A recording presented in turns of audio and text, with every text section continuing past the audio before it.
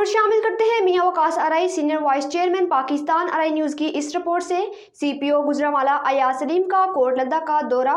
उन्होंने कोटलद्दा में पुलिस खिदमत मरकज का इफ्तिताह भी किया। सीपीओ गुजरांवाला अयाज सलीम ने कहा है कि अवाम को लर्निंग लाइसेंस समेत दीगर सहूलतें उनकी दहलीज पर फराहम करना मेरा मिशन है। सीपीओ गुजरांवाला अयाज सलीम ने कोटलद्दा में शहरियों को लर्निंग लाइसेंस समेत तमाम सहूलियात उनकी दहलीज पर पहुँचाने के लिए तहसील नौशहरा विरका के रिमोट इलाकों में भी काम का आगाज कर दिया और आवाम को लर्निंग लाइसेंस और दीगर सहूलतों की फराहमी के लिए कोटलद्दा में पुलिस खिदमत मरकज का इफ्तिताह किया। इफ्तिताह के मौका पर उन्होंने मीडिया से बातचीत करते हुए कहा, आवाम को बुनियादी सहूलियात की फराहमी पंजाब पुलिस की अवलिन तरजीहात में शामिल है और मेरा मिशन है। तहसील नौशहरा विरका में नौशहरा विरका शहर के बाद दूसरा पुलिस खिदमत मरकज कोटलद्दा में कायम किया गया है।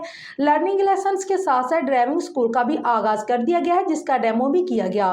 पुलिस खिदमत मरकज कोटलद्दा से देही इलाके मुस्तफीद होंगे और इस मौका पर एसपी सदर गुजरांवाला शाहद नवाज और सीटीओ गुजरांवाला आयशा भट्ट भी मौजूद थीं।